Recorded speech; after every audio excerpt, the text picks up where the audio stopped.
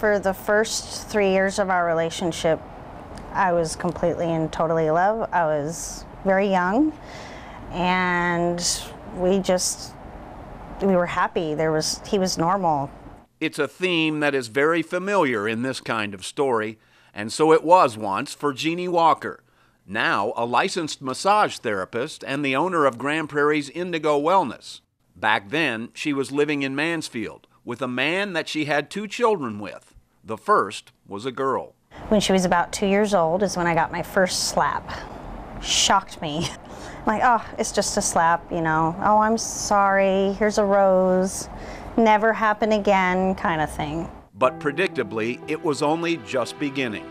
The first red flag in a pattern of behavior known as the cycle of violence. If I didn't cook the right dinner, I'd get punched and the plate would go flinging into the ceiling, or it was just after that, after she was really about 2.5, 3 years old is when in my house you just walked on complete eggshells. The statistic I hear a lot is that most battered women go back 8 times before they finally leave their abuser. For Jeanne, it was 5 times, the last coming when he turned his rage toward their little girl. She had done something, I don't even remember what, but he had picked her up and he let her go, and he was very tall, he dropped her on a glass table, shattered. And that was the day I realized that, okay, it's one thing to hit me, but the minute you put your hands on my kid, it just woke up. It was just enough. It was my breaking point. The case ended up in the court system, and by then, at stake was the custody of 7-year-old April and their second child, 3-year-old Jessie. Jeanne's case was very extreme, and what's so sad about her case is once she finally had the courage to leave, she didn't have the resources or didn't know about the resources to protect her and her children, and you know, it's tragic what happened to her child. The judge in the case awarded temporary custody of both of their children to the father. Jeanne was allowed supervised visitation.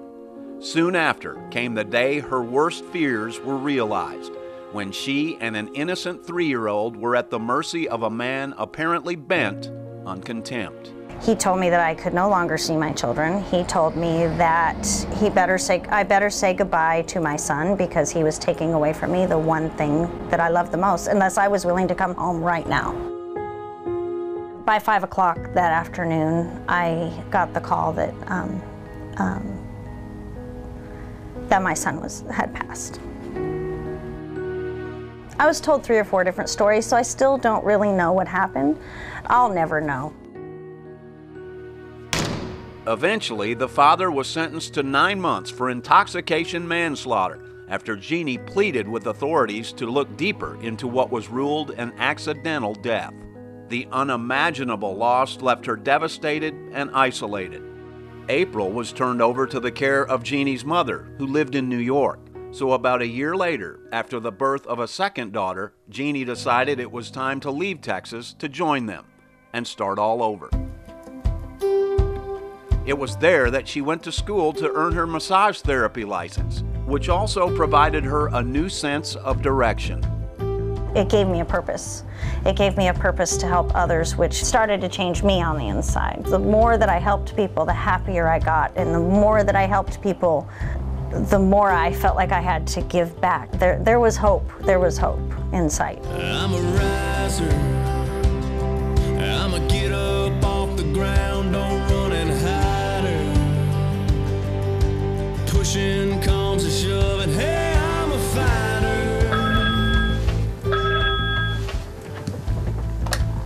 Indigo Wellness, this is April speaking. How may I help you? Survivor. 20 years after that fateful day, Jeanne's daughter April is still by her side, back in Texas, helping her manage her thriving business on Main Street in Grand Prairie. Ironically, it is just blocks away from the organization that has been here all along with the sole mission of helping people just like them. Jeanne's a prime example of why we need the word out. We need everybody to share our story.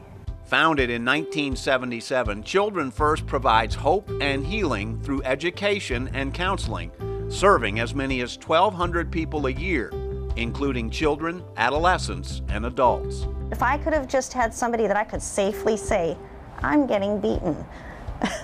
I need help. I need help out. You know, I'm scared for my children and I. Just to be able to say that, oh my God. Sadly, there was no one there to tell her about an agency whose sole reason for existence is breaking that terrible cycle. It crosses all boundaries, race, religion, income, socioeconomic status, all of it. It touches everything. It overloads our justice system and our police department. There is this problem, and that's why we're here, and that's why we keep working. And that's, you know, you have both sides of it, both the rewarding and these heartbreaking ones where that help didn't get where it was needed. When you're in that mind frame, to stay or to leave, is it safe? Is it not? Is anyone gonna hear me? Is anyone gonna help me? Is he just gonna kill me and the kids? You know, you don't, it becomes so, the fear makes everything so confusing. You don't know who to trust. You don't know where to turn. I'm a trier.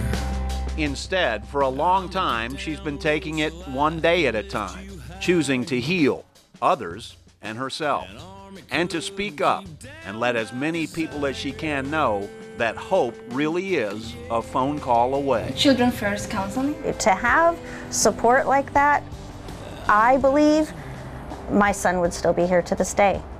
I believe that we all would have been okay.